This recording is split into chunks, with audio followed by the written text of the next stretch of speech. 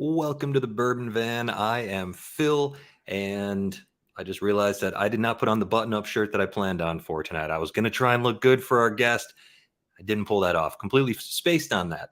So I apologize to him. Julie hung up at work for the time being, so we don't know if or when she'll be here tonight. So that basically leaves you with me. However, there's a special guest in the house who I can't wait to bring on. We have been exchanging samples this year. We have picked barrels this year. We have had various hangouts and good times, and I'm so excited to bring him on. Everybody, all rise for the Bourbon Judge. What's going on? Oh man, it's so great to see you again. I love hanging out with you. I love talking whiskey with you. I love drinking whiskey with you. And one of these days, we're gonna head east, or you're gonna head west, and you're gonna turn on this live stream where we're sitting next to each other, having the time of our lives. It's gonna happen. Absolutely. Yeah, no, likewise, man. I echo everything, all of your comments. I love hanging out with you and Julie, and just sipping whiskey and just catching up and having a blast. So yeah, we're definitely gonna meet up one day soon for sure. We're gonna make it work. That's my promise. We're gonna make it work for sure. It's gonna happen. I know it's gonna happen. Absolutely. Well, welcome everybody who's in the house tonight. This is an oddball night for the Bourbon Van. Tuesdays don't usually happen for live streams for us, but it's what works out this week. We're doing the best we can out here. Welcome, Troy C. Hello, Jeff Perkins. Jeff Perkins, best avatar in the game. I have to pop it up. I always have to. Oh, that is pretty cool. Look at how sharp he looks. Isn't that great? That's a current photo too. Brent, that's awesome. Keith J from MA from WMASS Hospital Bed. Keith, we hope you're doing good out there, and we're still thinking of you. And let us know, did you get to eat anything today? The last time we talked, it was chocolate pudding. Let us know what they're letting you eat over there. But tonight's plan is to get into some unusual flavors. We what was the first live stream that we did together? What was that again? Oh my gosh! Now we're going back. So before our barrel pick, you're right. We did something. What the hell did we sip? It was definitely bourbon, right? Was it before Chris? No, Chris wasn't on that night. I'm trying to remember why in the world we had our live stream together. Yeah, we had. So you guys were on my channel. I remember Julie was traveling again for work. So Julie is obviously very busy. So she's a true VIP, a very important person. She does more than I do for everything. Yeah, she does. She's more important than you, Phil. Let's just be clear. Obviously. She's more important than you. But yeah, no, it was just you and I. And oh my gosh, I can't remember. I remember how we got connected because Josh and Aaron from Stuff and Whiskey, they were like, they're like, Judge, you need to check out Phil and Julie. And I was like, oh, awesome. Yeah, I want to, partner with them and, do some collaborations and so forth. But I can't remember what whiskey we drank. Obviously, whatever we had, it was blast. I remember the conversation was good times, but I'm forgetting exactly what we sipped. Well, what we do remember is that during that conversation, I was talking a lot about American single malts, Scotch whiskey, Irish whiskey, and you were saying, you know what, I haven't adventured too far beyond the bourbons, the ryes. And so I got inspired to send you a little something, a care package of whiskeys. And you actually sent us some whiskeys as well that we'll get into with the next time we have a live stream together. Absolutely. But so what we sent to you was Scotch, Irish, American single malt, peated American single malt, Bull Run, American single malt finished in Madeira cask, all kinds of good stuff. We have a few of those bottles left.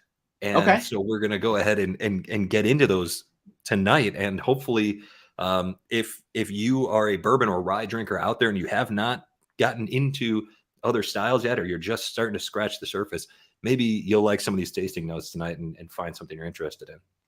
I like it. Number one, I want to say thank you for you and Julie for sending these over. As I said in our live stream, one of the things I've been trying to do this year, I mean, obviously a couple different things for the channel, but one thing for myself, but then also for the channel is start to kind of dive into like non-bourbon, non-ryes, but this whole American single malt, right? I mean, everyone's talking about it.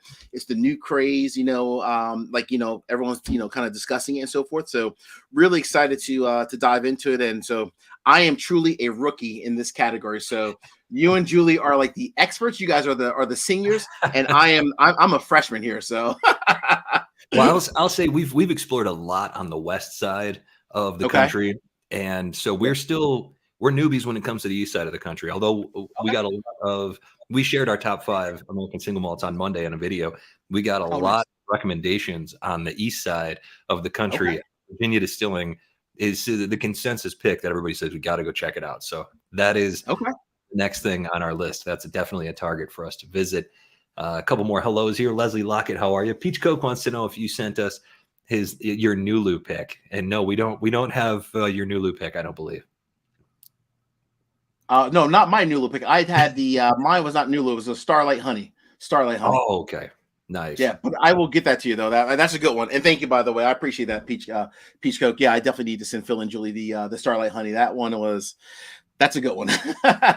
Speaking of good barrel picks, we did pick the ASW Fiddler Heartwood pick together, and we don't know when that's coming out. We actually were just talking about that before we went live. We assume fairly soon. Hard to know. We got the artwork taken care of, and we know it was already bottled. So yep, we know it's bottled. So it should be like any point. I mean, very soon, honestly. Maybe if not in the next week, maybe like 2 to 3 weeks max. So that's gonna be a good one. That one was that was so good. That's a half barrel that we got, and we're splitting that, of course, with Chris from Bourbon of the Week, and that's a maybe 90-ish bottles, and between 3 channels. I'll be surprised if that one makes it past our Patreons. That was such a good pick. But so that's it. There you go. Great. Quick shameless plug to both our channels and our Patreons.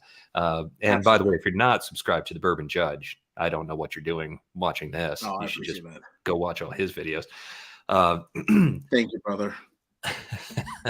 Andrew Coleman, Drifting Drams, Daniel Sutherland, Canadian Chris, and Marty from Whiskey Knows.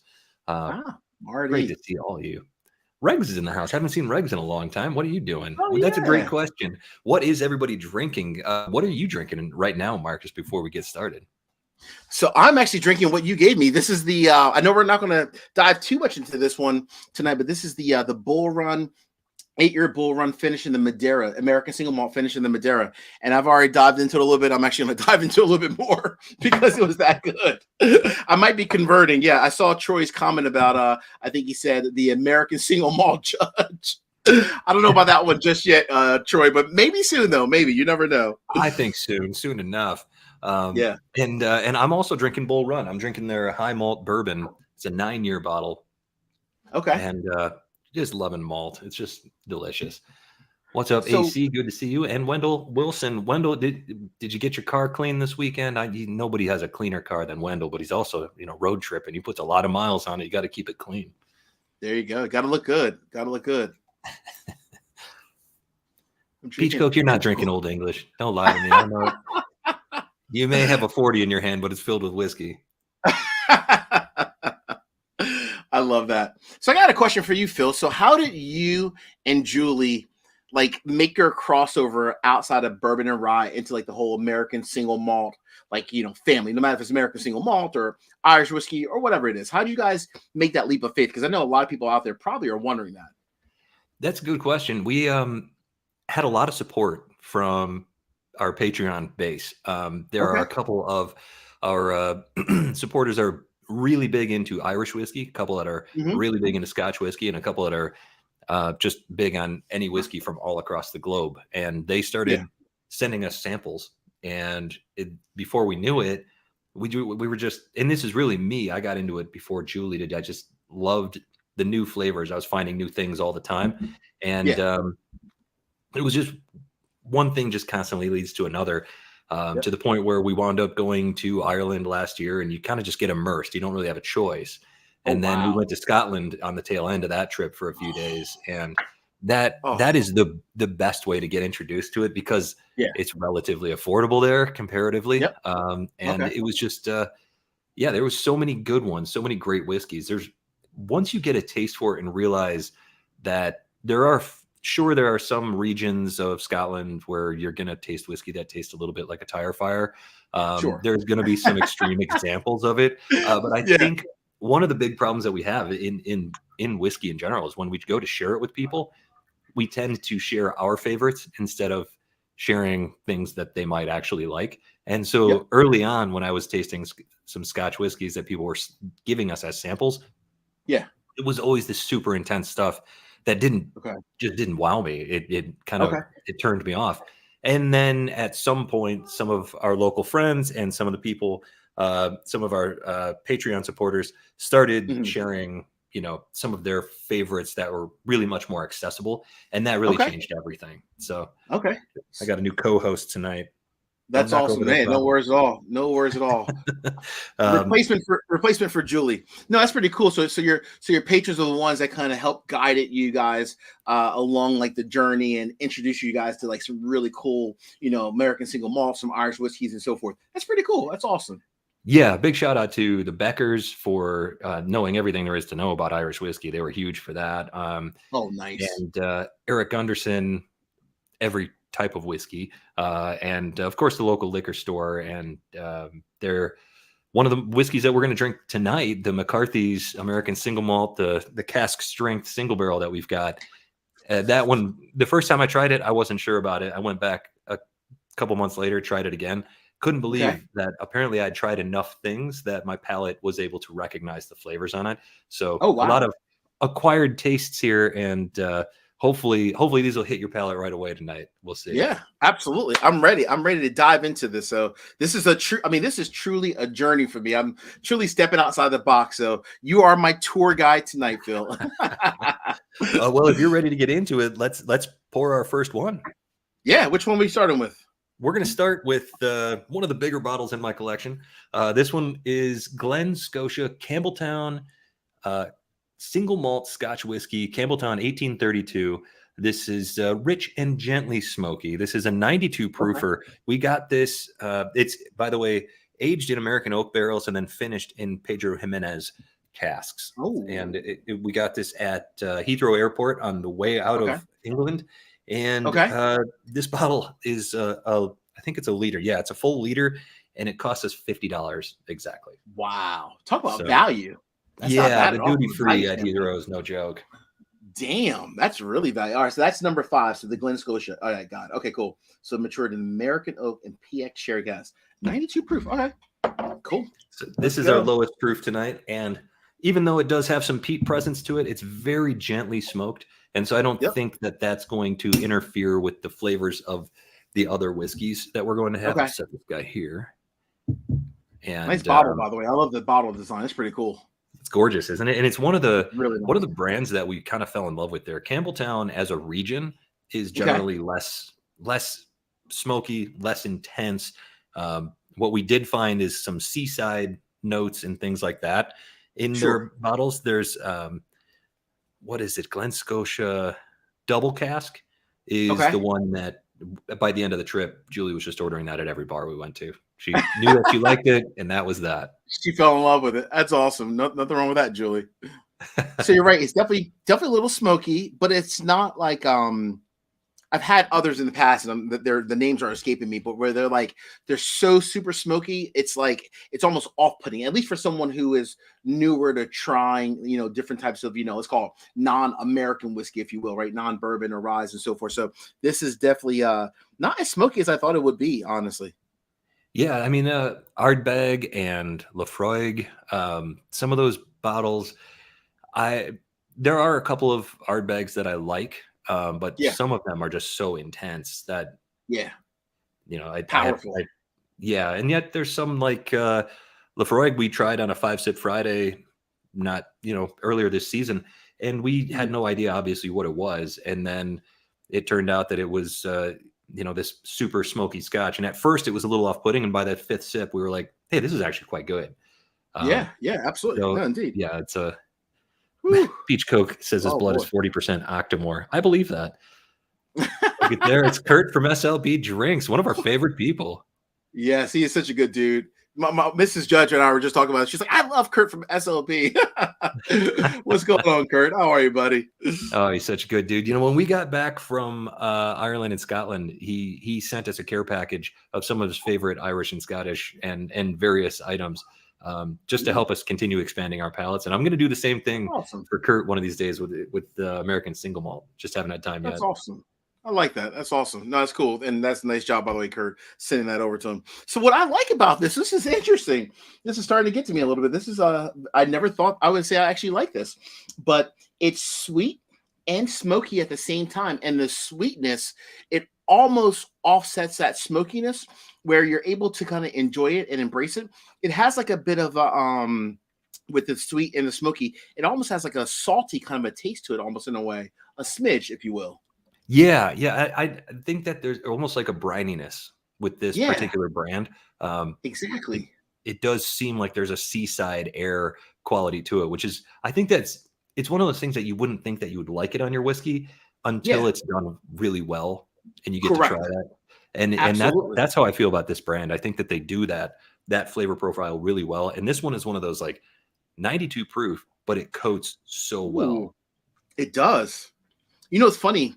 Off the nose, it scared me a little bit. I'm not going to lie. I was a little scared off the nose, but the palate and the finish actually convinced me. It was like, Judge, you can open your mind a little bit, expand a little bit.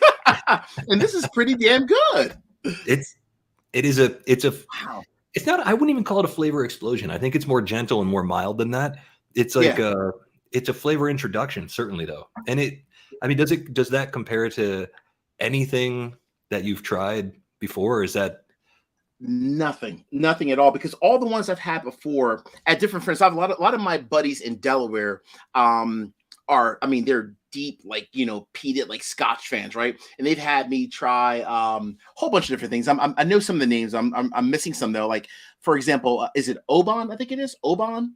I yeah, had that, Oban is and that good. almost Yeah. made me. I felt like I was going to die. Like literally, I felt like I was going to Really? die that day. At least with the one that they gave me, it was so peaty and smoky. I felt like I was like, I don't know, like in Game of Thrones, like I was like one of the dragons. I was like just spitting fire, right? But this is very soft and eloquent. It's smoky but sweet, and to your point, that briny kind of salty note. I like Mhm. that actually. I like that a lot. Yeah, it's got a real character. It's really interesting enough that it keeps you coming back for more. And yeah, that Campbelltown region, I have yet to have anything that I haven't enjoyed from there. Sugar Kitty says Kilcoman Pete doesn't have to hurt. There you go. Yeah, little There Pete we go. on. I think two of the four bottles that we're drinking tonight will be peated. Okay. But yeah, this is just shy of being cloyingly sweet, and then the Okay. smoke I feel like brings a nice layer to it, just a little bit different. In peach coke, let me know. Is it Oban 14? I think that's the one that we drank together. I think it tastes like strawberries. To me, Oh, it's really? yeah. To me, Oh, the wow. 14 is a little different. Ah, okay. Okay. Interesting. So, question for you: when you, because I know this one, let me go back. I believe it was 90. I'm looking at my phone, make sure. I think this one was 92 proof, right? Yeah, 92 Yep. proof. As you get up in like, and from a strength standpoint, like, you get up to like the 100, 113s and so forth, 115. How does that typically change, like with a peated bourbon, or I'm sorry, a peated whiskey? How does that change the complexity? Like, does it intensify it? Does it make it more like smoky, more kind of, spicy, if you will, because it has like that higher proof? Or does the proof not really matter as much when you're looking at it from a peated standpoint? So I'm not exactly a Scotch expert, but I Okay. would say, in my experience, additional proof doesn't generate more smoke. It doesn't generate It offensive doesn't. notes or anything like that. If Okay. anything, it's maybe more complex, maybe more layers, but if Okay. it's done anything, it's made it easier to identify some of the flavors that Okay. maybe you're getting them at a lower proof, maybe they're being hidden by sweetness, and that higher proof, it's Yeah. amplified a little bit. That's my Okay. experience, but scientifically speaking, I could be way off base. Okay. No, that's fair. That's fair. I will say that was pretty good. I even went back for a second pour, Phil. That says a Look at lot. that. That says a lot. Oh man. That one, that's actually, yeah, that's Julie's favorite brand that we came back from Scotland with. Glen Scotia. I brought back Nice. oh, what did I have? Yeah, what was your favorite Glenfarne. brand when you guys are overseas? Like when you guys are in Ireland and Scotland, what was your number one? I can tell you, no longer have it. uh, it was, let's see here. I'll find it somewhere. Here it is. It was Old Ooh. Pulteney. It was a 16 year that I brought back. That was also a duty free bottle, and that one really, Okay. that crushed my palate. I loved it so much. It was so good. Really? It was a little more briny, a little more smoky, a little Okay. more peaty. It was all the Sure. things that it was just another step up Okay. in flavor, just a step, maybe an angled step up. Got it.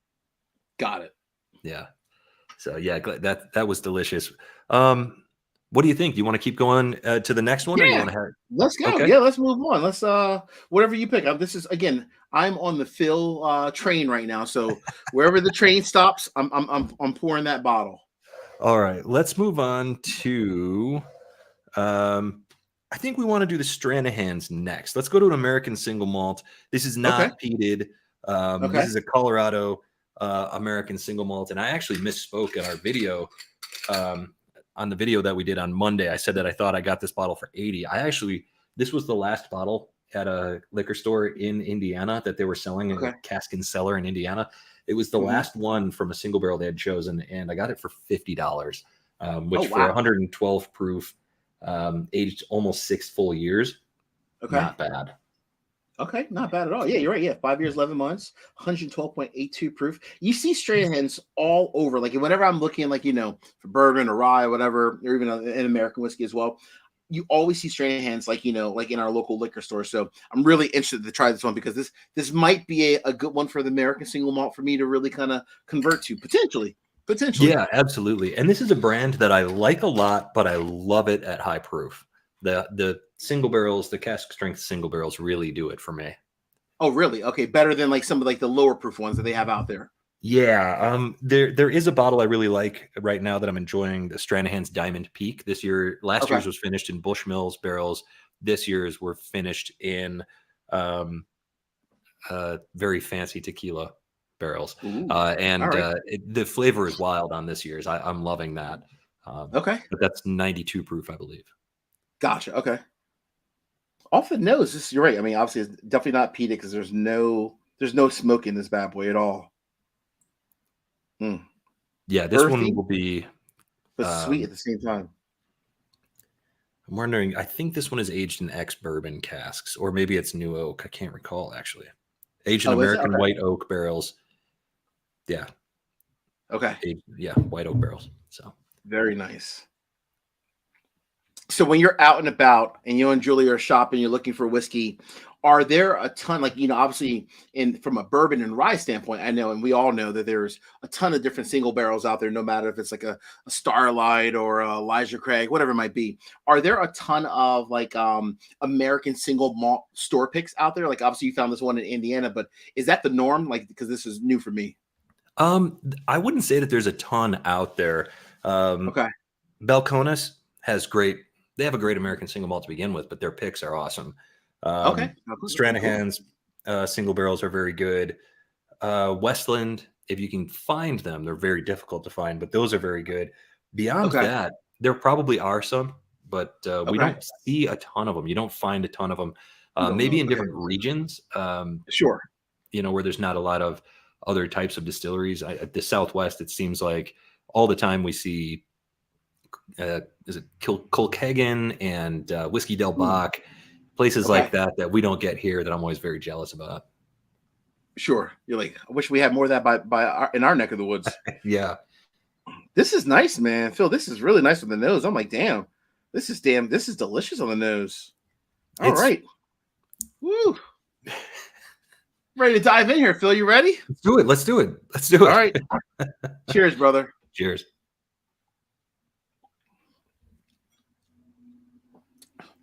Oh, damn. Oh, that is flipping good.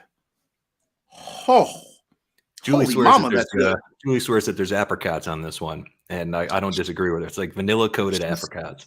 Absolutely apricots in this bad boy. Oh my gosh, this is good. Oh man, this is one of those distilleries. Really mad at me. We've been through Denver every single year except for this year for the last like 5 years, and I've still not been to Stranahan's, and I am so overdue. Wow. Yeah, you guys definitely need to get there. I need to get there also, obviously. Obviously, I'm slacking. I had no clue that this American single malt whiskey could taste this good. Oh man, this I would buy a bottle of in a second. The last one, The Glen Scotia, I might have to buy like if they have like the 375 milliliter, I might have to start with that. This bad boy, I'm buying a bottle all day long. You kidding me? Yeah, that's the nice thing about the Glen Scotia, and that's one of the fun things to do in general is just sampling different whiskeys when you're out and about. You know, now you'll know if you go to a bar and you're looking for something new to try and you want to ease into Yeah, your Scotch experience, look for Campbelltown. I Campbelltown will. is generally the place that's generally the region where it's not super in your face and if you know, I'm not going to say offensive. That's not the way to Sure. say it, Yeah. but you're not That's going to like find a tire fire from that region. yeah, that's awesome. No, that's good. This is I mean, honestly, it's great knowledge for me. And it's kind of cool too, because a lot of times if I do go to a bar, I've had so many different like bourbons or rye, so now I can kind of expand out in different, American single malts or even like an Irish whiskey or Scotch and so forth. So now I have a reason to really kind of dive outside the parameters, if you will, a little bit. Yeah. I mean, because that's one of the fun things that we do anyways, right? When we go to a bar, we're looking at bourbons, we're looking at Yeah. ryes, we're looking for things we've Hmm. never tried before, even Correct. finished whiskeys, that sort of thing. It's nice Absolutely. having some reasonable targets, some thoughts about what you're looking for, um, rather than just like asking the bartender. Because generally, Yeah. I found that a lot of bartenders out there, and this isn't for all of them, there's some great bartenders out there, but a lot of them, when you ask them for a recommendation, they kind of take Yeah. that heavy breath and they're just like, oh, what do I have on the shelf that I want to get rid of? Like that's the impression Yep. that I get a lot of the time. And I completely agree. I'm probably only saying that because my last experience was exactly that. And I was like, oh, come Yep. on. Yep. I completely agree. No, no, no. I mean, I hate to say that. Even from a bourbon standpoint, I've had that also. Like someone will recommend something like, I see that bottle's almost empty. I think you probably just want to empty that bad boy. Yeah, exactly. Exactly. This is amazing. And you said this is not finished in anything, right? Because I do get that apricot note, but there's no apple brandy. There's nothing. There's no finish to this bottle. It says double distilled and aged in American white oak barrels. Each single barrel yields a one of a kind whiskey of the highest quality single malt. That's it. Yeah, no finishing on this one. Um, and That that's is delicious.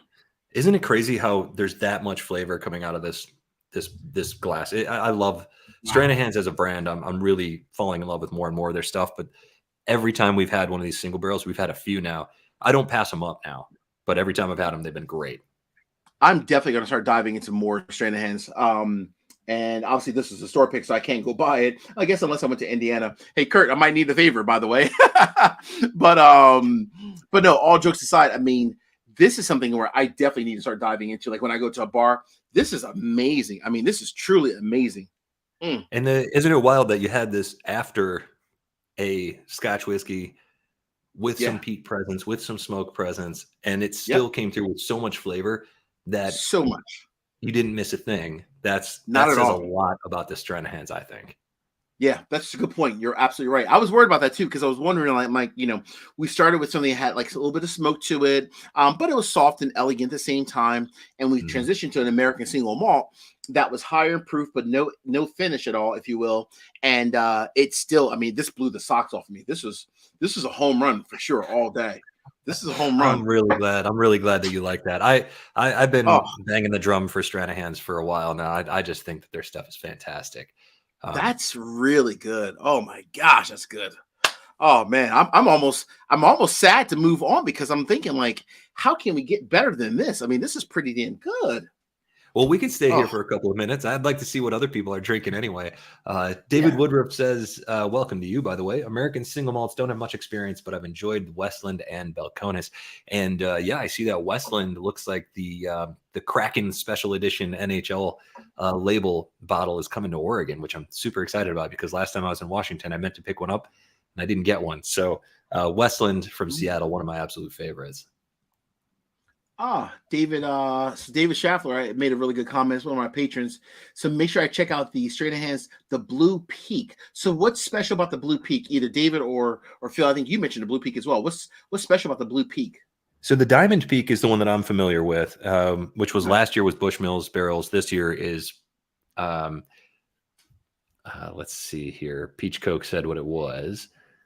Jose Cuervo Reserva La Familia Extra Añejo, which he swears is the best tasting tequila for $160. Okay. All right, David. I'm gonna try that. I'm gonna go to a bar, Probably this weekend, actually, and I'm gonna try that. I'm gonna go to a very respectable bar that probably should have it. And you have my word, David. I'm gonna give it a whirl. I'm gonna give it a whirl. All right. Is Blue Peak the one that's? I might be wine finished, but I might not be. I don't recall. Uh Tequila finish. Oh, very Somebody interesting. Okay. help us out there. What's the Blue Peak? um, I know. man, that Stranahan's is good. That's That's fantastic. really good. That's really good. Yeah, Julie Yep. hit the nail on the head with the apricot. I mean, if I would have the guess, like, judge, is this a finished whiskey or not? I absolutely would have guessed this was a finish, like a apple brandy, apple something, because you taste like that apricot note. So it definitely has like a very much of like a fruit kind of a note to it. Apricot or apple, very fruity for sure. Oh my gosh. Absolutely. Yeah. I don't know. They just kind of do their thing too. You don't hear a That's lot good. about them. They just kind of Yeah. are out there cranking out good whiskey. There's a couple of those distilleries in Colorado that are like that. Boulder Spirits is another one. They're kind of flying under the radar, cranking out great whiskey. You find it sometimes, and you better grab it Yeah. because you're going to That be is impressed by it. amazing. I think Oh Blue Peak man. is a Oh. Solera whiskey. Ah, okay, cool. Thank you, Peach Cake. Appreciate that. Very helpful. Very helpful. Hmm. All right. Oh man, so much to explore. So much. All right, where are we going next, Phil? You're the guide tour for today. Are we going to? Let's see I'm what we already got. smiling because I can't wait for you to try this whiskey. Uh oh. Phil is on it. Which one are we going to? We're going to the Redbreast. We're going with an Irish whiskey this time. Okay. All right. Number 4. Okay. Redbreast. Now I've had Redbreast before, but I don't. It definitely was not this one because it wasn't aged 12 years. I think it might Yeah, be like one of their lower ones, actually. this is single pot still Irish whiskey, Okay. aged 12 years, bottled at cask strength, triple distilled and Wow. matured in the finest oak casks. And I'm going to give you the description of the flavors here. A Okay. cornucopia of dried fruit and lively spice with a butterscotch and barley finish. I share that Oh, because that fruit, spice, butterscotch, it's all there in my opinion. This is the okay. 12 year, and I think this is one of the finest whiskeys I've ever had. So I hope it stands up after that Stranahan's. I think it will. Um, Okay. we'll find Wow. out. Like that. You said, and I want to make sure I'm clear. You said one of the finest whiskeys you've ever had. That puts that's including bourbon and rye too in that category too. Put everything up against this one. Everything I think this Redbreast 12 cask strength is so is up there. special. It's so unique. Okay. Well, hey, number one, thank you just for sharing the pour with me. Number one, I mean that Of course. I really appreciate by itself. Oh, the nose is nice. Hmm. I'm looking back to see what was that again. So age 12 years, 116.2 proof. Okay, that was it. 116.2. Okay. Oh yeah, I forgot the proof there. Yeah, 116.2 and yeah, 12 years. Ooh. It's just such a butterscotch bomb. The nose is very nice. Completely different than the Stranahan's. Completely. It's a gentle toasted wood. It's almost like if you took some of the best toasting that you get from Maker's Mark Sure. products and put it on an Yep. Irish whiskey. Absolutely. That's a good. I love that. I love that. That's a great analogy. I mean, it really is. It's very soft, toasted.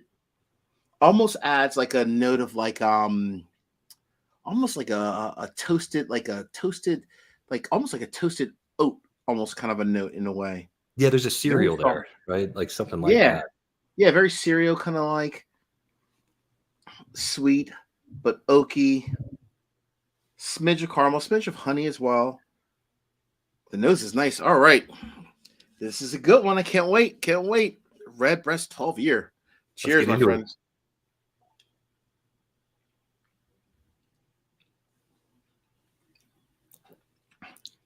Oh, wow. Okay. All right. We stepped our game up a little bit here. We stepped our Right? game up a little bit. Yeah, we did. It's like there's I don't Woo. even know what that spice is. I just love it. Oh, that's like, what is that? It's almost like a combination of like a baking kind of a spice, but mixed with like a little bit of like honey, vanilla, and caramel almost at the same time. That is really interesting. Oh my gosh. Who This one's knew? got so many layers. It does. It's so complex. I Oh, love this whiskey. oh my goodness. By I the way, I am think this one is still it's on shelves in Oregon. You can find it OregonLiquorSearch.com for those of you. I think that's what the website is. Peach Coke. Let me know if that's right or not. You can find specific bottles out there, and this is just sitting on the shelf. I think it's about $100. $100. All right. Yep. I gotta be honest. I mean, I thought the Stranahan's was really good. I think this is actually phenomenal. It really is. This is definitely up there. This is phenomenal. It really is. Never This is thought I would say that about, like, honestly, an American single malt, or in this case, an Irish whiskey. Never thought I would say that, but I'm truly convinced. Truly. yeah. This is. I mean, I like Irish whiskey in general. I Mm. like everything from Jameson on up. I don't think Ooh, I've ever had an Irish whiskey that I just didn't like, but this is just a different level. that's nice. Wow, that's really, really nice. And I know it's not in the notes that you sent, but maybe it is on the bottle. What's the finishing on this? If there was anything special, was there like a secondary finishing on this at all, Phil? Let's have a look. Single pot Oh, still Irish whiskey, triple distilled, matured in the finest oak casks for no less than 12 years and left untouched. That's it. wow. There's got to That's be. it. Folks, I will say, as a true bourbon or rye fan, right? Myself, I'm not an expert at all in Irish whiskeys. This is flat out like ridiculously good, like flat out ridiculous. Oh my goodness. If anybody has any other information about this, about what it might be finished in, I can't find information on the bottle. I don't know that. I don't think it's finished in anything. Yeah. Oh man. I would say, yeah, drifting drams. I would say that there's some pineapple here. There's definitely some tropical citrus notes. Yes. Um, that's the thing. Pot still sometimes it's funky and musty and that sort Mhm. of thing. Age 12 years, I'm not getting must on this. I'm getting brighter notes. I'm getting Yeah. No really must at bright, all. interesting notes. Very bright, very citrus forward. You're right. There's at the end of like the nose, there is like a very much like a citrus, almost like almost like a orange peel meets like a pineapple kind of a note in the nose. I didn't get that in the palate, to be very honest with you, but I do get it in the nose for sure. But it is very citrusy slash kind of a pineapple note in it. Oh man, that's really nice. This I get is a pineapple-y toffee right on the tip of the nose, or tip of the yeah, nose, on the tip of the tongue. It's tip of like the tongue. Yep. pineapple and toffee. And the more that after you drink it, the more that it settles on the tip of your tongue. I just love it. Mm, that's nice. You know what's Thank you kind of very much, hidden in Leslie. the background? Oh, go ahead. Sorry. Oh, I was just saying thank you very much to Leslie. What were you Uh, saying? that's nice, Leslie. Um, you know what's very interesting, Phil? And I don't know if it's just me. I get almost like a very subtle note of a coffee kind of a note, like a Mhm. not like deep coffee, but a very subtle coffee kind of a note. Very Yeah. subtle. I've got a very pretentious tasting note for you that I get Jeez. sometimes, and it's not bitter coffee or anything like that. Cafe au lait, whatever it is, the coffee Ah, with milk. yeah, I'm with you. I'm with you. It's got a Oh, specific note, and I get it like once a year when I'm traveling. Uh, but there's something about it that this this is good. reminds me of that a little bit. There's a couple of whiskeys that do that. This is Oh, one of them. so I said earlier, Mrs. Judge is going to be Here we go. very mad at Phil. Here's the Yeah. reason why. Because I now need to go out and buy this bottle of Irish whiskey. So it's giving me another reason to go out tomorrow on my vacation. By the way, I'm off tomorrow. I'm off Oh, today, hey, tomorrow happy on vacation. PTO. So now I need to go buy another bottle, but not bourbon, not rye. I am definitely buying a bottle of this Redbreast 12 year. Absolutely. This is coming to the Judge house very soon. Oh my goodness. I love this one. If you can't find it, let me know because I can find it here.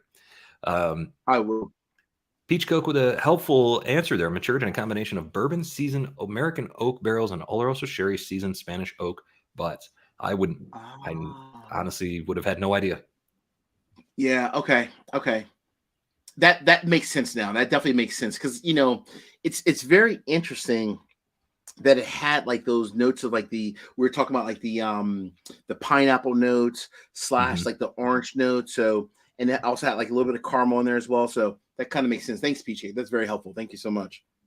Yeah, this Wow. one, the nose clobbers me with butterscotch. I don't know that there's another whiskey I've ever had, maybe Maker's 46, that's so Oh, butterscotchy. oh It's just yeah. Oh it's my intense. gosh. It's an intense nose. So does Julie like this as much as you do, and as much as I do too? She does. She likes a bunch of different things. She She likes does. a brash Irish whiskey, whereas Okay. I like a if this is any indication, a more sort of finessed Irish whiskey.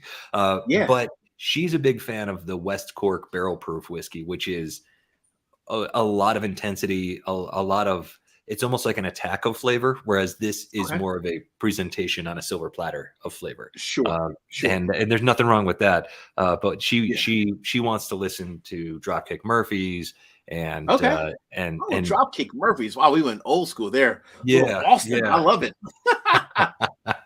Love uh, it. and yeah, that's so there's a little bit of a difference there, but I don't dislike that one either. That West Cork stuff, Yeah. but this one appeals to everybody. I think it's one of Yeah. those Oh that's like yeah.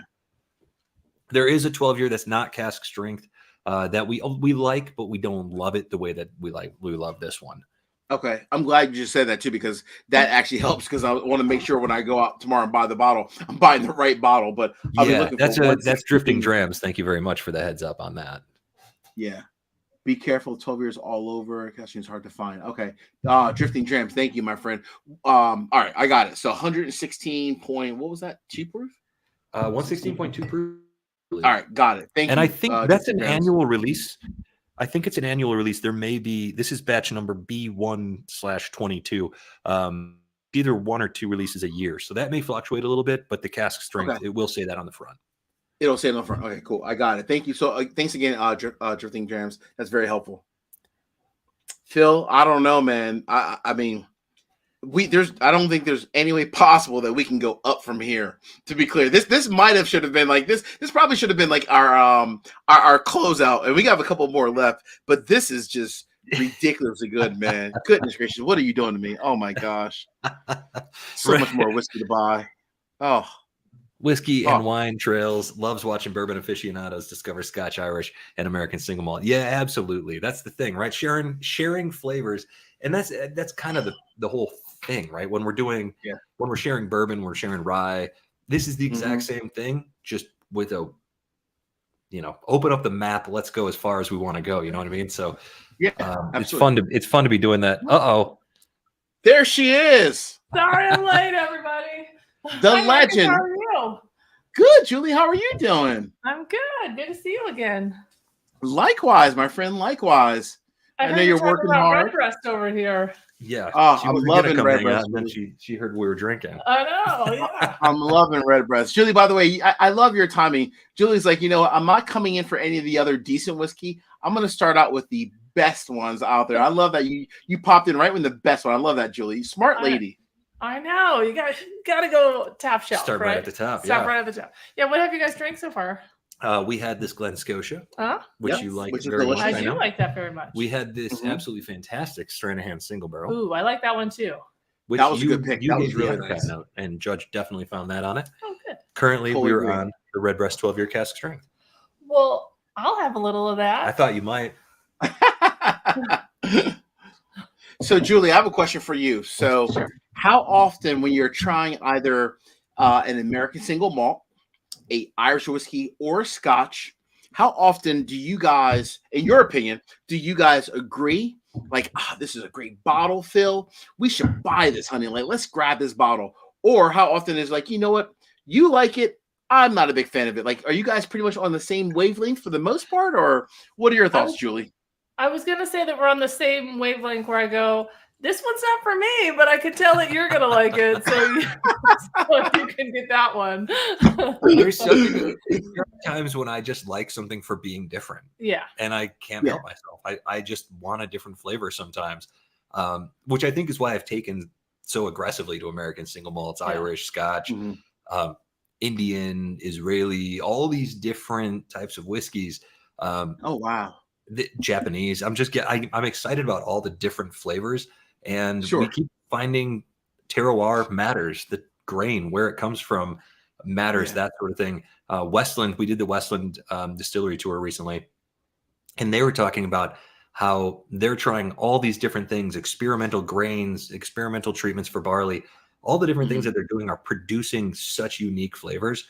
And that's just from one tiny area, you know, and this is global phenomenon where you get to try all these different things. What's better than that? You know, I'm just I'm a flavor junkie. You are. Yeah, That's all right. I feel like we agree a lot on Irish whiskey. That's true. Okay. Single malts are a little tricky for me because it just kind of depends. Like some I've had that I've really liked, and some that I've had that I'm like a 0% chance that I would ever, you know, that doesn't mean that they're bad. It just doesn't hit my palate, right? It doesn't work for your palate. Yeah. So I guess like my qualifier for buying the bottle is, are you going to drink this alone? Okay. Like, are you going to drink the whole bottle? And like, depending on the price, like, do you love it enough that I'm not going to help you with this one, which is probably most things on the shelf. But I mean, Marcus started with the whole run Madeira finish. You weren't a big fan of it, and I finished it in less than 3 weeks. Yeah, he loves that. You weren't a fan of that, Julie? Really? You weren't a fan of that one? It wasn't her favorite. No, I took a sip of that, and that one just... Yeah, I tried it twice actually on 2 different occasions, and every time, and I was like, "Oh, right, this is the one that you like." And it was just, you made us buy this bottle, dear. Yeah.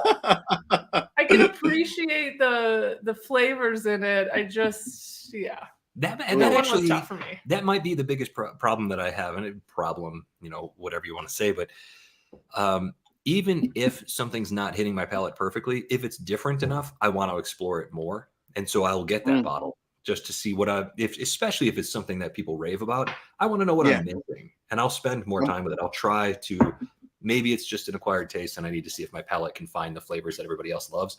So I don't know. I go a little nutty sometimes trying various things. One of the recent bottles that we scooped up is something I tried at a bar that I loved, and then we shared it around the table and everybody loved it. Was the Nika coffee malt. Oh, right. That Japanese whiskey, which was the Japanese one, yeah. Oh, man. Yeah. And it has like that orange brown label to it, right? Yeah, exactly. Yeah. That's a good one. I've actually had that one before. I do like that one. That's a good one for sure. Japanese whiskey. That was a good one. Pretty much all the things that brand makes make me happy. Yeah. Yeah. So this, I'm going back to the Bull Run, the one Julie said that didn't work for you. I do see what you're saying, Julie, because it is very funky, right? And I know you don't have the bottle anymore, Phil. I know you loved it and you finished it, but it is very funky. It's almost like I agree with Julie though, right? You guys know me. I'm always gonna be very honest. To me, this is one where I can appreciate it, but I don't know if I want a full bottle of this one. To Julie's point, I like this pour. But for me, I would definitely buy the Red Breast or the Stranahan's, the Indiana store pick that you guys gave me a sample of 10 times over and 2 times on Sunday, like literally before I would buy a bottle of this one, to be honest. So I guess I'm in line with Julie here, Phil. I'm sorry, buddy. I love you, man. Look, I got to stick with your wife.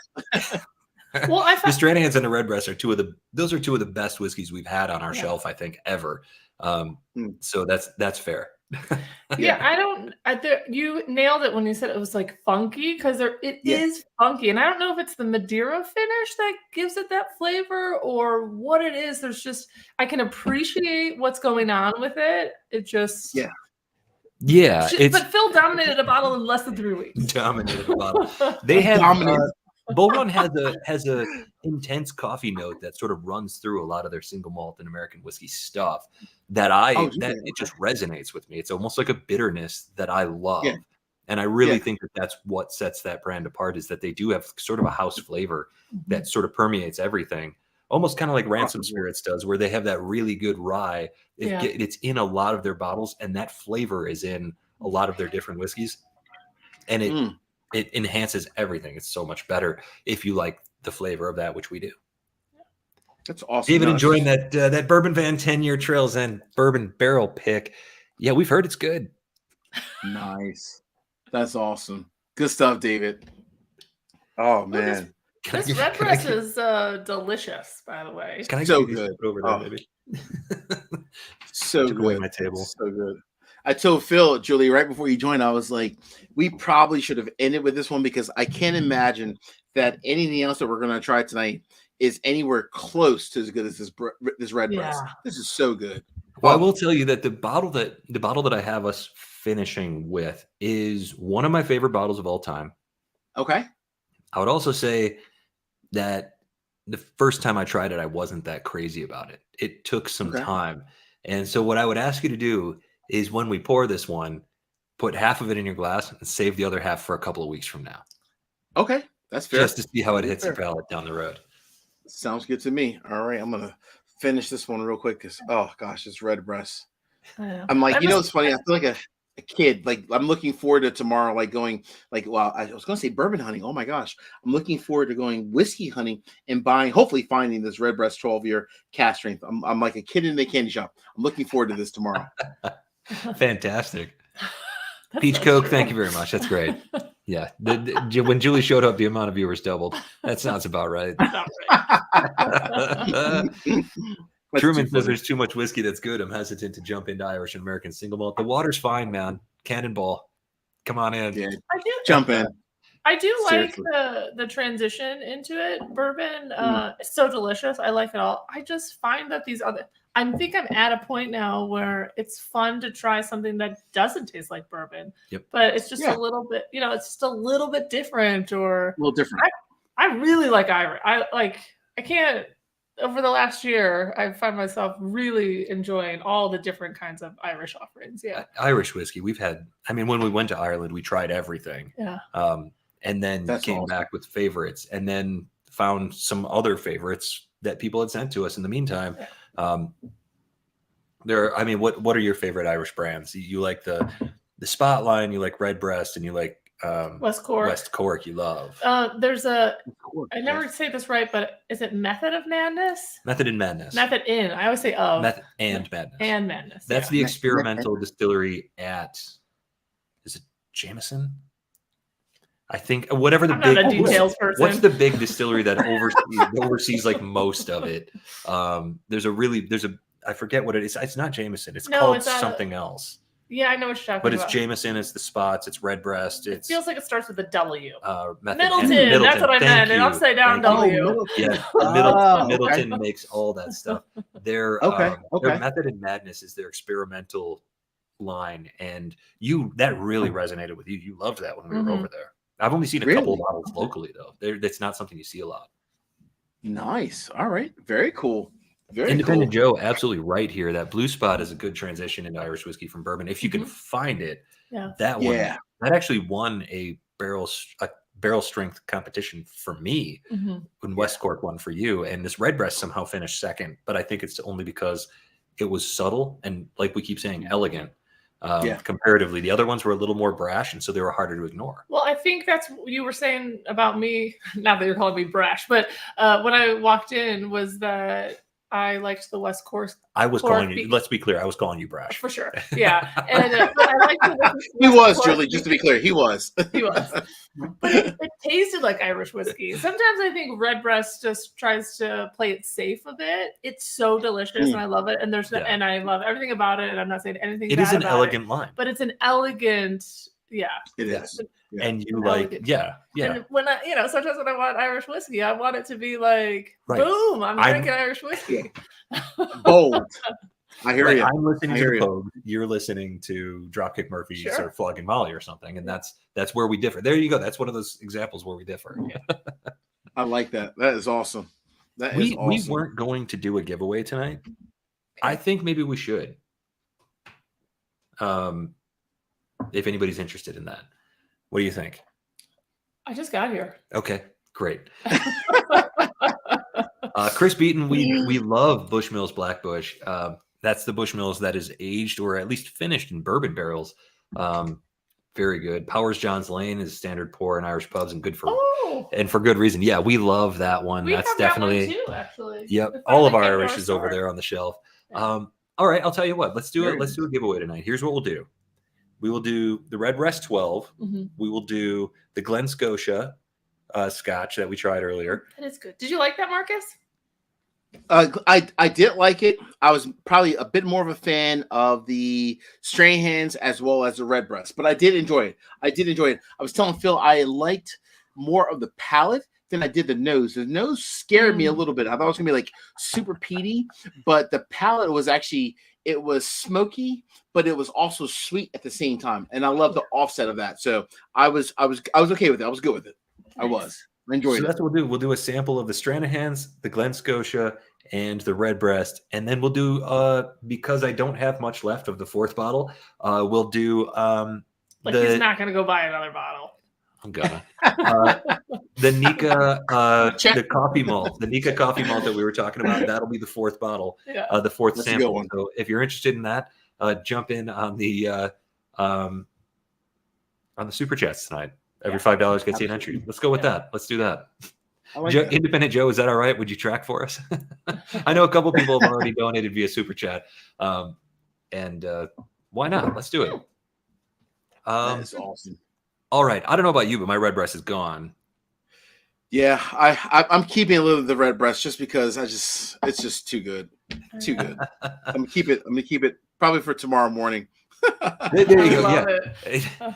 Oh, don't put it in your coffee. Drink it alongside your coffee. That's a pro tip. Oh, absolutely. Absolutely. Yeah, for sure. Vacation benefits. When you're on vacation, you can have like whiskey and coffee together, right? Which is That's which right. is great. So I'm gonna all right. I'm gonna pour up this last one, and there's not much left in here. This is oh man, everybody knows how much I love this one. I talk about it all the time, ad nauseum. People are sick of hearing about it. I don't care. Clear Creek Distillery in Hood River, Oregon. Here, McCarthy's. This is the original American Single Malt. This is the first one. They haven't been proven otherwise yet, and actually one of the first American craft distillers. McCarthy, Steve McCarthy, who passed away earlier this year. This is his whiskey. Oregon Single Malt. This is a single barrel bottled at cask strength, distilled from fermented mash of peat malted Scottish barley, fermented by Double Mountain Brewery in Hood River. Barrel aged a minimum of 3 years. This is 113 proof. There are still some of these available in Central Oregon. You get this bottle for about $71. Okay. Which actually, for single malts, I've realized, I don't know what, I mean, I think because it's such a unique, a lot of craft distillers are doing it. It's single malts are expensive. I don't think that barley is an especially cheap grain. I know. And that actually is a really decent price for the single malts that we've been running across lately. Yeah, I think so too. Yeah.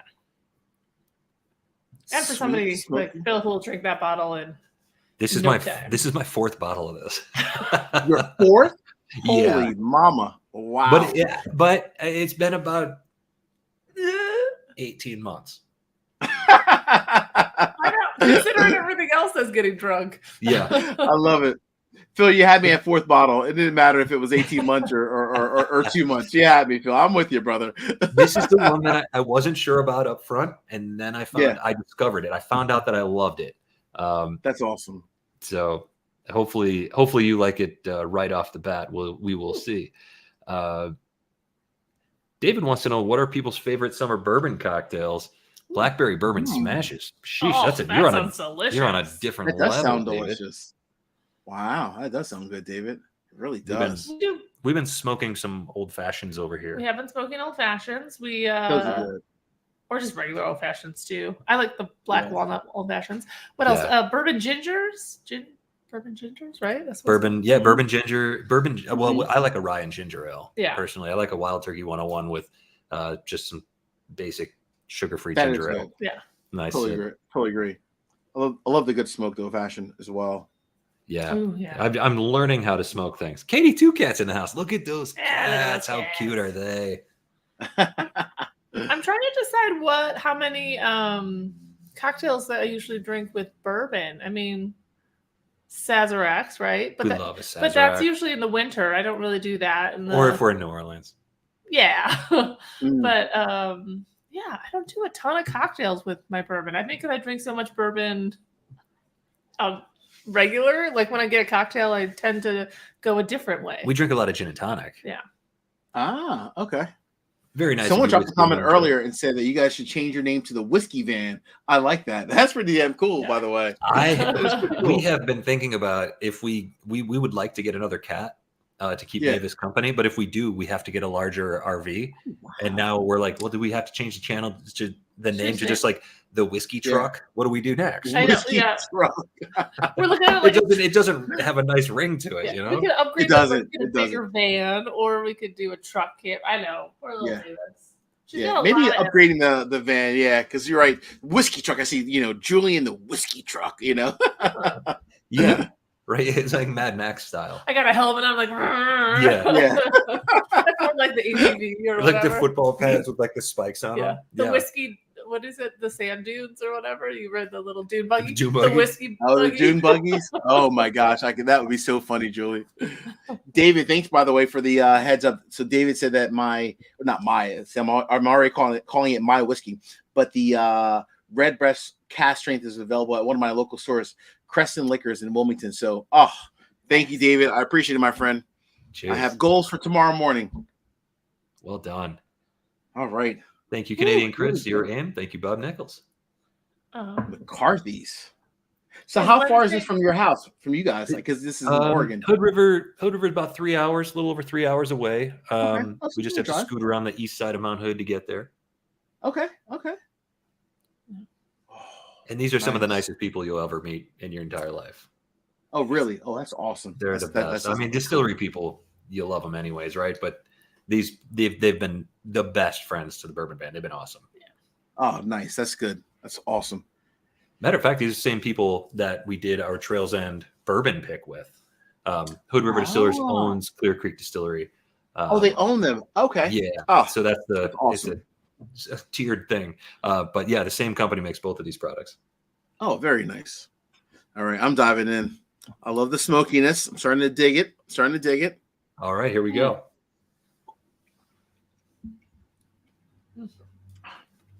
Ooh.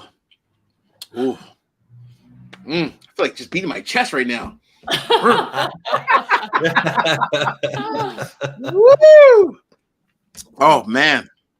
Woo.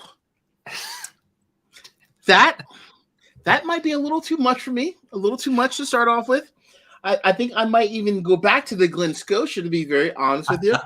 That just makes me want to just like, I don't know. I'm thinking like, going old school here, like Teen Wolf, like, Michael J. Fox, like, woo. I mean, that's a lot. That's a lot. You might have gone in order, like a different. Your order might have been a little bit wonky in this one. Well, I wanted the extreme taste at the end because I do think that this is the largest flavor profile, the most explosive flavor profile. I will say this about it. The flavors are wild. They're interesting. They're complex. They're layered. But they also take a minute to get into. They may not be something that you like right off. And that's why I was saying earlier, save half of this one for a couple weeks from now. Check it out again and see if it's changed for you. I definitely because this one, actually Joe, who was the head distiller at Clear Creek until very recently, he's moved on just over the last couple of weeks. He was the one who gave me the tasting note that I was trying to find for this for the longest time. And it was great. It's grapefruit rind. And once I realized that there was a bitter citrus note in here, along with the smoke, along with the general earthiness of it, and along with the underlying sweetness, that made me realize once you start to recognize what those flavors are, sometimes it opens different things up for you. And for me, that was sort of the key to unlock, like, that is what I'm tasting there. I'm supposed to taste that. And, that doesn't mean it's better or great or whatever it is. But for me, that unlocks something. Yeah. This was actually funny enough. This was like a roller coaster for me because in the nose, it wasn't as smoky and peaty as I thought it was going to be. Like it wasn't that bad. Honestly, it really wasn't. It was very earthy in the nose, but in the palate, like moving around in my mouth, it was very much like sweet. And I'm like, ooh, all right, I like you. We're gonna hang out tonight, right? And then as I went down, like and finishing the palate, it was like I am all just smoky, peaty, just raw, And that was very unique. So I'm gonna keep half of this. I'm actually gonna pour a little bit more. I'm gonna try it one more time, but I'm gonna listen to your advice. I'm gonna keep half of it for 2 weeks. Yeah, absolutely. Yeah, I expect the text. And it's going to come through and you go, oh, yeah, you're absolutely right, Phil. You're the man. No, I don't need all that. I love it. Oh man, yeah, Troy, it really is Teen Wolf. It really is. This is a nice little roller coaster, though. This one just, I'm glad we ended with this one. Actually, I am glad. yeah, this one blows me away. Every time I go back to this bottle in particular, the high proof stuff. We've tried a bunch of different McCarthy's. We've been lucky to get to try a lot of it when That's we visited awesome. there, and Yeah. it's always been great. But again, I think there's something. It's similar to me to the way that the Stranahan's. I think it's considerably better. I like it as is, but I think Okay. the single barrels at cask strength are special. I feel the same way about this particular brand, the McCarthy's. Yeah. Every time I have something that's a little bit elevated proof wise, it doesn't have to be like this. Even at Sure. 100 proof or something like that, it brings so much more complexity. And this is an intense bottle. I know that. That's why I saved it for last. That was intentional. No, I'm glad that you did that. Number one, and thank you, by the way, again for all these samples. These are honestly phenomenal. I would love to know though, like probably more from an Irish whiskey, not so much American Single Malt, maybe, but more Irish whiskey, and then maybe more like a Scotch, if you will. When you add a few drops of water into like a cask strength Irish whiskey, or like a very peated Scotch or peated whiskey in general, how does that kind of change things as a whole? So it's an interesting question because even coming from a bourbon and rye world, a few drops of water, sometimes it makes things great and sometimes it can ruin a sip. And so true. So I think it's the same thing in that in with other styles. There are some whiskeys that I just love a couple drops of water in. We have a bottle of Arran, Arran. It's a quarter oak right now. It's finished in quarter casks. I love it neat. It's about 114 proof. It's the highest proof Scotch we have on hand. A little bit of water in that, I think, turns it flat. I don't like it as much. But then Glenfarclas 105, which is their barrel proof for that particular brand, I like 2 to 3 drops of water for an ounce and a half of whiskey. I think that it opens up some flavors and gives it a different level of complexity. So I think it's real similar to bourbon. It's all about experimentation. It is. Okay. All right. I'm going to experiment right now live. Throw in just a drop of water, just one drop, just to see. Just to see. There's Don Davis, the winner of one of our Advent tournaments a couple years ago. Oh, nice. Good to see you, Don. How are you? Yeah. Cheers, Don. Glenmorangie. Truman likes Glenmorangie. I know how to say that now. Any recommendations from the chat on that one? Glenmorangie. I mean, they make a bunch of very tasty, nice sippers. So I would be curious to know if anybody has any recommendations based on that, because I really don't. I would just Campbelltown as a region. I look for those. As a region as a whole. Yeah. Anybody that has advice, drop it in the chat. Please. Glenn Alachi from Whiskey and Wine Trails. Thank you for that. That's so different. You know what's funny? So I messed up. I did actually about a drop or almost 2 drops. Some reason when I added 2 drops, the palate, that sweetness I had in the palate, that expanded out. And for me personally, as a newer person to trying non-bourbon or rye whiskey, right, that made it very much more enjoyable, actually. So I actually enjoy that. Yeah. I was going to say I should try that because I enjoy. I mean, I enjoy. Do you want me to get some water? I can get it. Do 2 drops, Julie. If you do it, 2 drops. I messed up. I was trying to do 1 and just the second one kind of fell out. Hey, but that was a mistake, right? Happy mistake. Yeah, it was a good mistake. That was good. All right, so keep half of this for later, and then these other ones I can finish for my leisure. Thank you. Thank you for that. We Ink JS. I'm not sure how you say your name, but thank you. And we did. We were really happy with that video earlier this week of the American Single Malts. We just are always happy to share the love with those brands. And the Copperworks, we keep hearing good things about. We need to check them out. That's awesome. That's so cool. Dandy Road, good to see you.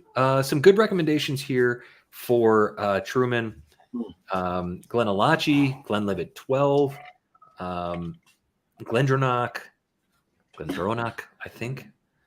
I'm working on it. Do you have to start with a GL to these scotches? There is the Glen series is very strong for a lot of these styles for sure. All right. So, Julie, we were talking earlier, and if you don't have this one, I know you're going to finish. You're going to add a couple drops to that one, which is awesome. The McCarthy's, but we were talking about. I think you guys got a package today. I got it myself yesterday. The Let's Get Lost whiskey from it's an American Single Malt. Oh yeah, From Dogfish Head Distilling Company, which is in Delaware. So this is a distillery in my neck of the woods that I've not been to before. Well, that's not true. I've been there before from a beer standpoint, but not from a American single malt whiskey standpoint. So Right. I'm gonna pour this one. I don't know if you guys have it near you. If you have it upstairs, no big deal. yeah. Got it. Yeah, let's do it. This is the second one we've tried from Dogfish Head. The first one that we got from them, I think they said that it was their batch 5. I forget. We did a Whiskey in the Van Wednesday review of it. Also, do you know what's in the fridge right now? Dogfish Head Pumpkin Ale. Pumpkin ale. Really? I love it. Yeah. Sweet. There you go. You only get Love it for it. a couple of weeks out of the year. We did say that we liked that last version of Dogfish Head. We said that we wished it had a little more punch. We were looking for a little more proof. We A little thought more it would proof have to gone it. along. Okay. Wow.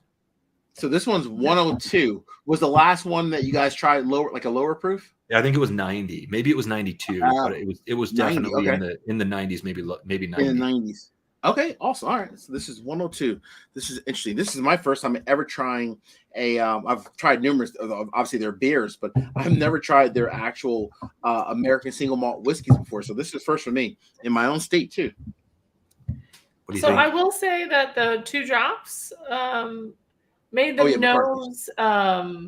It changed the nose completely. Settle it down a little bit. It settled it down. A little bit. You don't get that real musty. I would say tire fire, which is not the right word, but it's like it invokes a feeling like it's a little bit fiery. It really calmed that down. So you just get it kind of like a nice. Now I'm smoke. going to try it before I move on to the Dogfish. Before we move on to the Dogfish Head, no, give it a whirl there, Phil. I'm just going to do one because I already drank a lot of mine. Wow.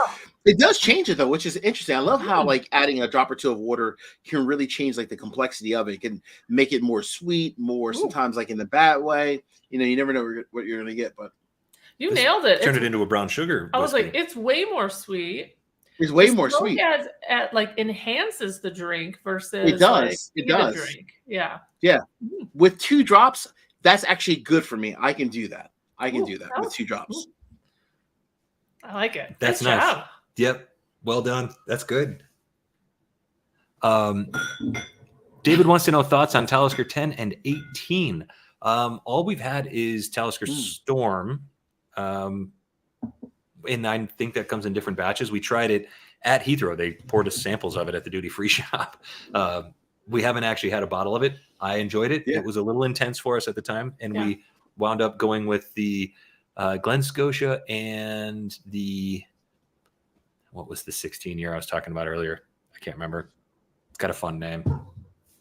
Oh, yeah, you mentioned that earlier. That was the one you said. I think Julie liked it a lot. I forget the name of it, though. Yeah.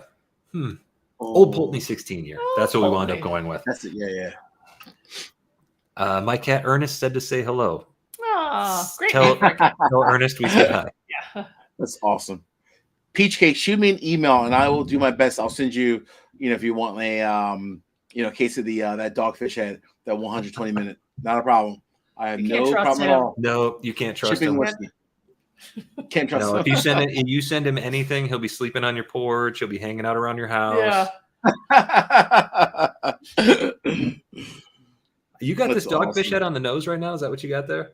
Oh. Yeah, this one here. Yeah. I got too many. Wow, smell this. That smells like strawberries. I came in late and I got too many drinks in front of me. You know those candies, like the strawberry and cream candies? I think they're Lifesavers or something like that. Yeah, I know. That's what's on the nose here for me. It is very much like a strawberry. What's that other thing in the background? Yeah, you're right. It's like a strawberry, kind of a sugary kind of a note. Yeah. It's super sweet. Yeah. There's a little more intensity on this one than I recall on their previous offering. Well, okay, so bring me through the details again. This is a bourbon? No. This is American Single Malt from Dogfish Head. Single Malt too. Oh, jeez. Yeah, American Single Malt, 102 proof. And I'm excited. I'm really excited about this because wow, this is the sweetest nose of of the bunch. Yeah. This is That was our complaint with the last one, that Yeah. it was a little bit, for lack of a better term, I would say gutless. So Yeah. on the Oh, nose really? already, Okay. I think this one's got something I going think on. we liked the flavors. We just need a little. Needed some oomph. Oh, Mm. wow. Oh, I kind of That like that. palate is like, it's almost like a coffee meets like a strawberry meets like a vanilla note. That's a very interesting palate. And kind of like This is different. nougaty. It's a little Yeah. perfumey, but it hits me like a catcher's mitt made out of strawberry, like leather. Yep. Yeah, and I I was know thinking exactly what you're like talking uncooked, like dough, like it's almost like a cinnamon. I don't know what kind of dough I'm thinking of. It evoked a feeling in my head, but I don't know what it was. Like maybe like you dip it in your coffee. What are those called?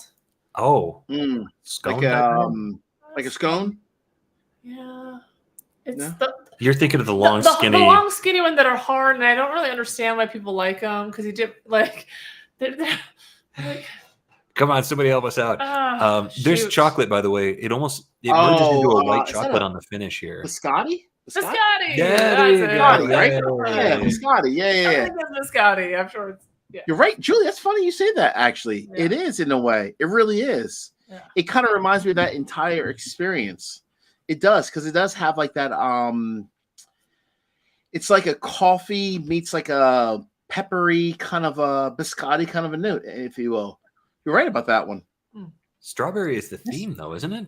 the Interesting. nose is so It's like so straight sweet. all the way through. You don't always get that like bright strawberry candy note all the way through straight into the finish, but that's happening here.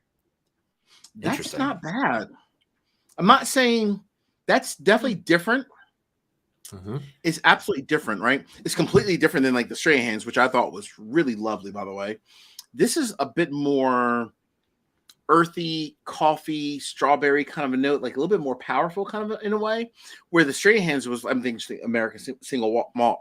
That was very like soft, fruity, just very just lovely as a whole, right? This is definitely different, a bit more, almost a bit more bold. And what's the proof difference between these two? I'm just kind of thinking 10. The Stranahan's is 112.8, and this is 102. Yeah.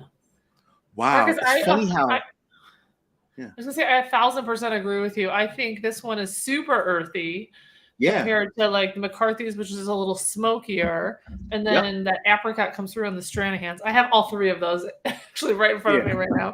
I can't keep my nose out of this. The Dogfish Head, the nose smells amazing. Yeah, it does smell Thanks amazing. to them for sending that, by the way, does. because I didn't even know we were on their mailing list. Like they sent us one thing and we haven't heard from them. Yeah. So I figured maybe they were just like they forgot about us. They forgot about no, same here. Yeah, this one showed up. I got back from we were in DC over the weekend, had a nice little family weekend, and I got this package. I'm like, oh, okay, cool. American Single Malt. I'm game. Why not? I like this, and it's the difference thing. It's totally different. There are sometimes you taste like two different bourbons from two totally different places, and they taste so different that they might as well be different types of whiskey. That's American Single Malt in general for me. Every time I taste a different one from a different place, it tastes wildly different. This one is perfectly following that line. It's so unique. Absolutely. It's so unusual. Wow, this is really different and nice, though.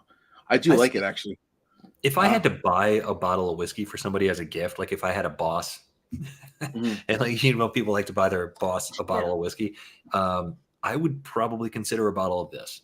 It's that type of whiskey. It's unique. It's different. Most people have never tried something that tastes like this. So true. People buying their bosses gifts. Really enjoyable. I don't know. Are you buying your boss's gifts out there? I know. Yeah. Are you guys buying your boss gift? I know my boss. She loves. She's a big golfer. She's not a big whiskey person, but she might become a fan of it. I don't know. Regs thinks this is she knows my love of drink. I think that's a good idea. Yeah. Seriously.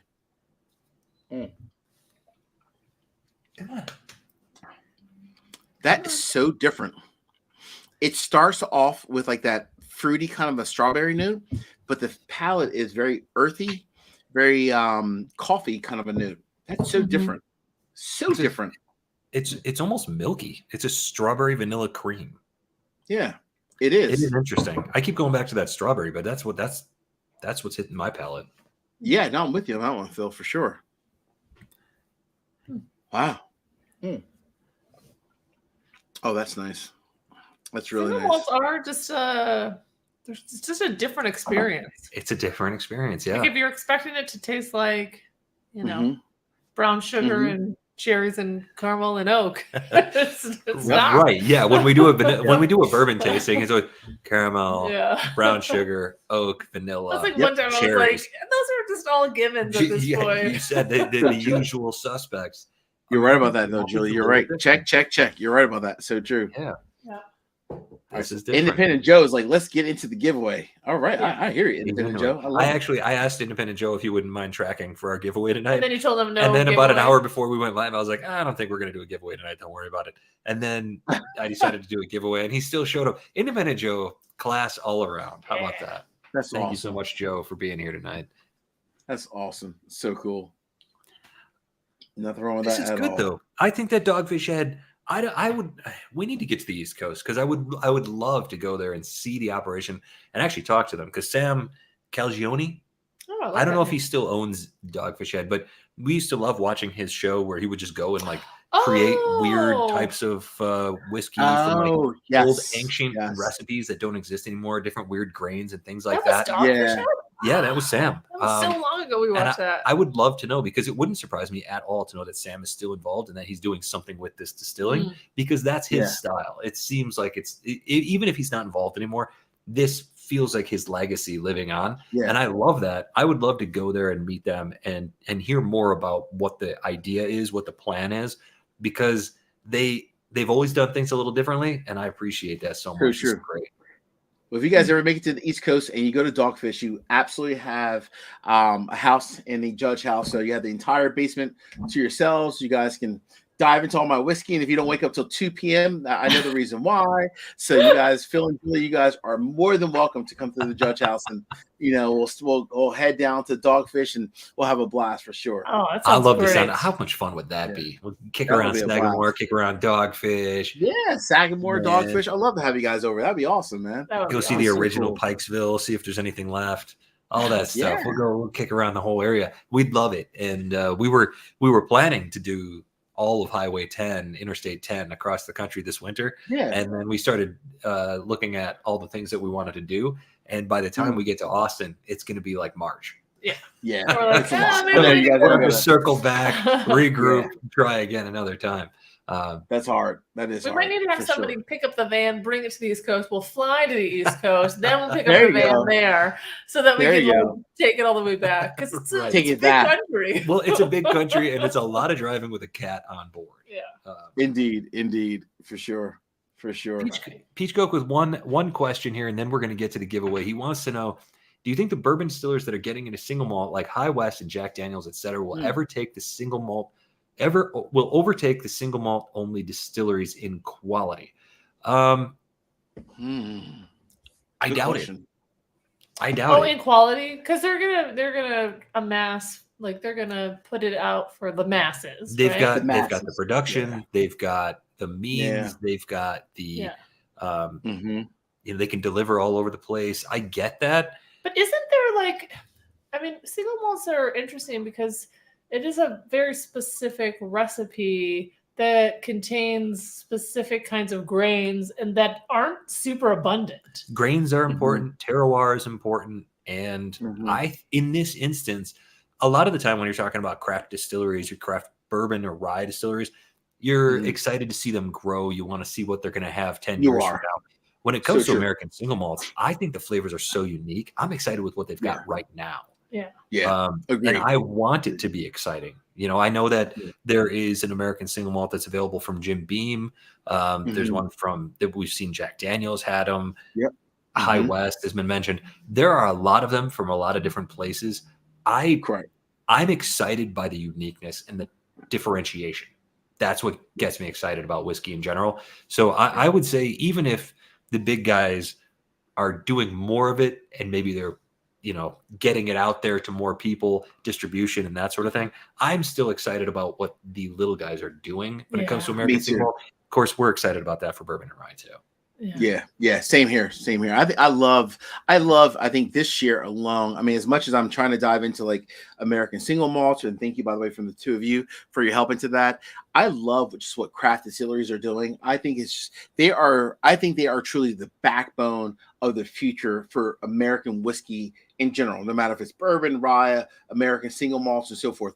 I love craft distilleries and what they're doing. So, yeah, I mean, hopefully we'll start to see just, more and more great products from from like local craft distilleries as a whole. So that should be, hopefully a good time for sure. Yeah, it's my favorite thing about traveling. It's just happening upon an unbelievable distillery in the middle of nowhere that nobody's ever heard of. It makes me so you guys happy. are lucky. You guys are lucky. I love the van. Oh gosh, I'm jealous. It just turns out that there's a lot of those folks in Oregon too. I mean, they're all over the place, but we've met a lot of unbelievable people making unbelievable products here in Oregon. We feel very lucky about that. So, yeah, the van has been great, but just cool. tour your own state. There's so much good stuff out there. Indeed. I think it's time to do this giveaway. Yeah. We've got 4 samples: Stranahan's Single Barrel Redbreast Cask Strength 12, Glen Scotia and Nika Coffee Malt. Sweet. Nice. Who's going to win? Independent Joe, how do you want to do this? Let me know. We'll go ahead and make the decision. So, Marcus, the Redbreast was your favorite tonight. By far. That is a 100%. I'm going to buy it. Maybe not the minute I wake up tomorrow morning, but right after I have my coffee by 10 a.m., I'm going to buy that bottle for sure. Nice. And I know where to get it to because David, who was in the chat, he told me which local liquor store near me has it. So that makes my life 1,000 times easier. So thank you, David. But yeah, that's it, Julie, for sure. So glad to hear it. Yeah, absolutely. And if you do run stuck, can't find it, let us know. We definitely know where to scoop some up. Independent Joe, no, I think Regs was the first one to contribute tonight. So this, do you remember the strawberry vanilla like popsicles? They were like vanilla. Yeah. They weren't popsicles. They were like vanilla ice cream with stripes in them. Yeah. I don't remember what the brand was or anything, but that's what this Dogfish Head tastes like to me. Yeah. It's taking me back to like when I was 16. Yeah. My mom was buying fancy ice cream popsicles. Was she? I guess. I was thinking, it's funny you mentioned that, Phil. I was thinking, not that. I was thinking of, do you remember the candy? I think, oh my gosh, now I'm really dating myself because like my mom had it, but it was like a strawberry kind of like I think it was called Werther's candy. Oh, I love Werther's. Yeah. Remember Werther's? They made something that was like strawberry. They were called like, I worked in a grocery store at the time. I think they were called like creams or something like that. Yes. Oh my gosh. That's what it is, right? That's what it is. Yeah. Because there's almost there's almost an artificial white candy sweetness. Yes. Like I wouldn't even call it vanilla. It's something else. That's what sounds like. Yeah. I like it though. It's interesting to me. Werther's nice. Good callback. Yeah. I don't know if I've ever had anything outside of the butterscotch guy. I don't know that they did very well. Oh. Independent Joe's going to send us a screenshot of who won. You can do that, or you can just holler it. Ooh. Holla. We gotcha. Old 55 Distillery for Canadian Chris. Yeah. Old 55 was great. They're a great distillery. Mm-hmm. That's one of those craft distilleries that we didn't really, it was like where we were driving to, so we went. Oh really? Where is 055 based out of, by the way? They are in Indiana. Newman, Indiana. They're on the other side. They're just across from where does Joliet? Yeah, they're or by what? Where does 394 go down to? Peoria. D, starts with a D. Danville? Danville. Oh, I'm just making up names. Danville, Indiana Danville, Illinois, just across the border in Indiana. Yeah. Go for it, Joe. Right, awesome. Yeah, go for it, Joe. One of my patrons just sent me a sample of Old 55. It was a bourbon, but it was really, really good. And that was the first time I've ever experienced any of their whiskey, and I really enjoyed it. So that's good to know. Yeah, that's one of those like so unique, blown away. And that's they have their own cornfields. And that makes all the difference. Mm-hmm. It's crazy how that works. Newtown, there you go. Cool. Newtown, Indiana. David's all in for the craft beer van channel. Oh, sweet! I don't hate that idea. Yeah, I like that. We're gonna be diverse. We're gonna be the craft beer Subaru. We'll just be the We will have beverage. What if we're just the beverage van? We're gonna have the whiskey truck, the craft beer Subaru, Beverage and, van. I like that. Oh, that's a good we're gonna one, have the Julie. Malort bicycles. The beverage and taco van or something, because whenever we drink too much, we just eat tacos. There you go, Donnie Davis. There you go. Hey, We got a California winner tonight. nice. West Coast Nice. bringing it home tonight. Congratulations to Don. Awesome. Congrats, is that Don. awesome? Yeah. Let's have a quick look at Don's cat there, who is adorable. Cheers to you, Don. Congratulations on winning. Wait, which item did Don win, by the way? Which was it?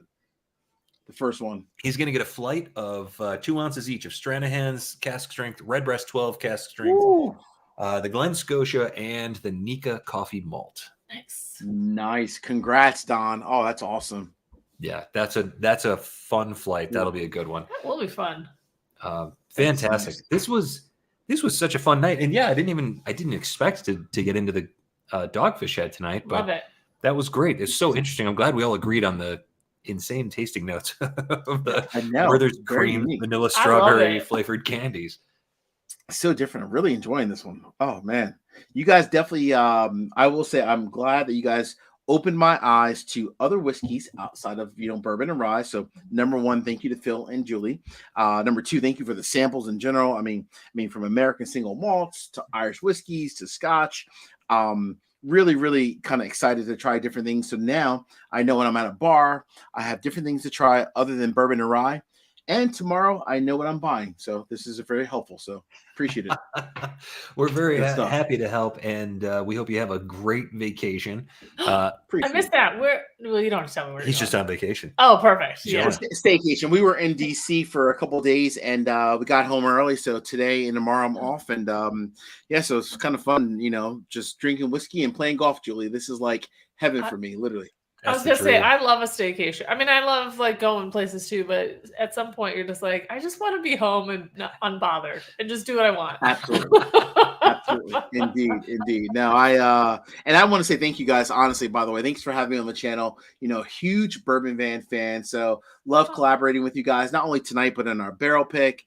And you guys are just such an awesome channel, such down to earth, genuinely good people. So I'm very thankful to be here. So thank you very much. Really appreciate it. Well, that goes both I was directions, gonna say, of I course. feel the same way. Thank you for. Yeah. What did you send us? You sent us 3 samples, and we got to get to that in the near future here. Yeah, let's do another one for sure. We'll do another one in a couple of weeks for sure. I honestly have no clue, Phil. I can't remember. I can't remember what I had last night for dinner. So I know I labeled it. They're right over here. I got them on top of our sample stack over here. We got a lot of samples over here. They're on the very top. They're still packaged up because I didn't want to risk knocking them over and breaking them or anything. Yeah. So we will get. They are labeled. So whatever you have, I don't think I finished any bottles in the last week or two. So they're definitely labeled, and I think I still have them. So that's the most important thing. But I have no clue what the hell I sent you guys. Oh, I love it because Phil's always be in like, touch. "What did we?" And I was like, "Once it's out of the house, it's out. Like there's no brain power." I love it. Good stuff. Huge thank you to Marcus for joining us tonight. This was so fun. If you're not subscribed to Bourbon Judge, you need to subscribe. Check him out on all the social media platforms and his Patreon and all the other things that he does. Huge thanks to Marcus for joining us. Huge thanks to all of you who came along for the ride tonight. If you are ever looking for an American single malt, Irish whiskey, Scotch whiskey, or other recommendation, you can feel free to hit us up on Instagram at the Bourbon Van or at Bourbon Judge. And what else? Do you have anything left over there? I have some Stranahan's, and I just want to say, I think somebody posted about what's a good intro to single malts. Single malts, and I really do feel like Stranahan's is the way to go. Like, there's just something really sweet and delicious about it that kind of dips its toes into the single malt. I completely agree. And thanks again, everybody, from wherever we are. To wherever you are. Indeed. Cheers. Thanks. Cheers, everyone. Cheers, guys. Thank you so much. Cheers, everyone. Cheers. Oh, this train is so good.